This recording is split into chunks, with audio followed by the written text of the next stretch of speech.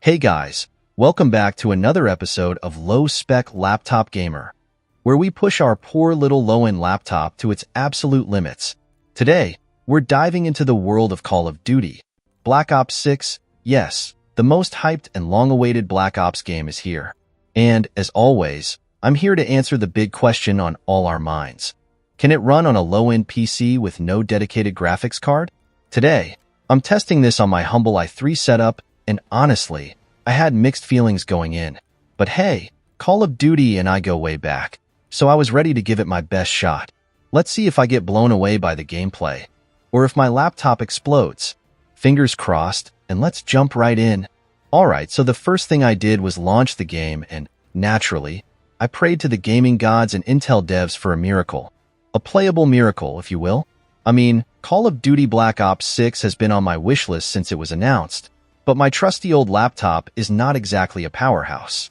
This i3 setup is pretty much like the underdog of gaming PCs. It has heart, it has spirit, but when it comes to frames, it needs a bit of a push. So here we go. I launched the game, heart racing, and just hoped it wouldn't turn into a flipbook slideshow with each frame taking its sweet time. When I first saw the settings menu, I felt like a survivalist prepping for a winter storm. I went in with the usual plan. Everything on low or off, 720p resolution. The sweet spot where things are technically visible but my laptop doesn't throw in the towel. To give it that extra chance, I set the rendering resolution down to 65%. Yes, I know, things are going to look a bit rough around the edges, like a modern art painting or a throwback to 90s graphics, but you've got to make sacrifices when you're playing on the edge.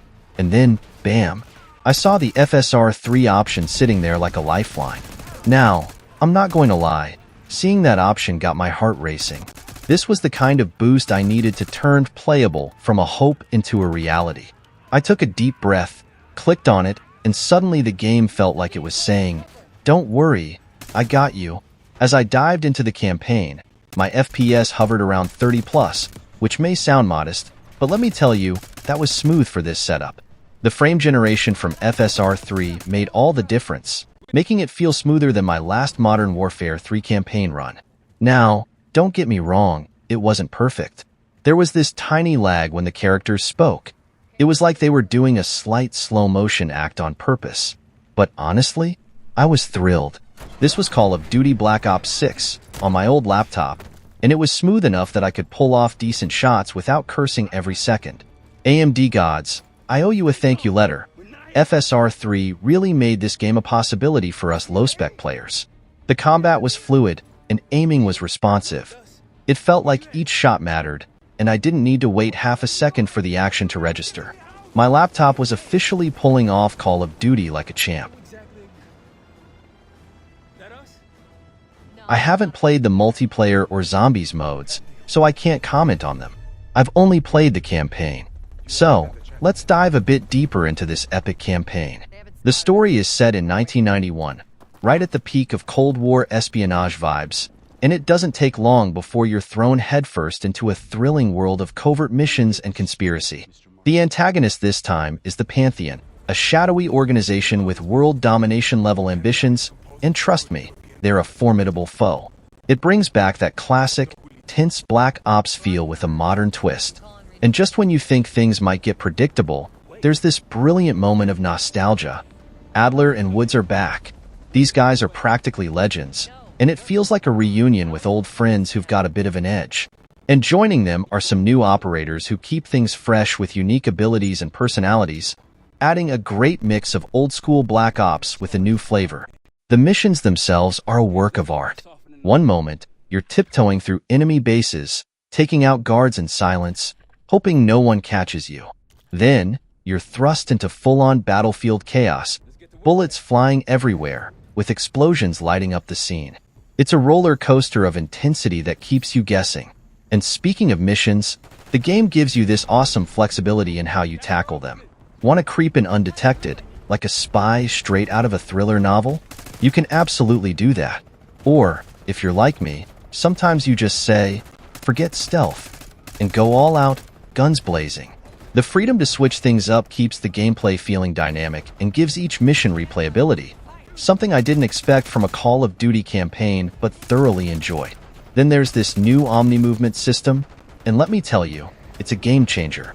This system lets you pull off ridiculously cool moves in the middle of combat. Imagine sliding under a truck, popping up behind cover, and taking out a couple of enemies in one fluid motion, like you're in an action movie. It's just as incredible on a low-end PC because the core mechanics are so well designed. Even though I was on an i3 with no graphics card, it still felt intense, and the sequences were smooth enough to be satisfying. And can we talk about the presentation? The sound design alone deserves an award. Explosions have a real kick to them, and the gunshots echo with that satisfying thud that makes every shot feel impactful. The voice acting, too, adds to the immersion, making you feel like part of a genuine spy thriller. The script has just enough self-awareness to poke fun at the over-the-top spy cliches, while still keeping you on the edge of your seat. It's almost like they knew they were making a game about larger-than-life heroes, but didn't take themselves too seriously, which I love. It is just the right amount of intensity without becoming overly dramatic. Given all this, it's no wonder the game is receiving such high praise. With a 69% positive rating on Steam, players are clearly loving it, and I totally understand why. Despite some minor technical issues that PC players have mentioned, like occasional crashes, this is hands down one of the most immersive Call of Duty campaigns we've seen in years. The story, the characters, the gameplay options, it all comes together to create a top-tier experience, even on a low-end setup like mine. It's a testament to the devs' commitment to making a game that's not only engaging but adaptable, making it possible for even budget gamers to enjoy an unforgettable Black Ops experience.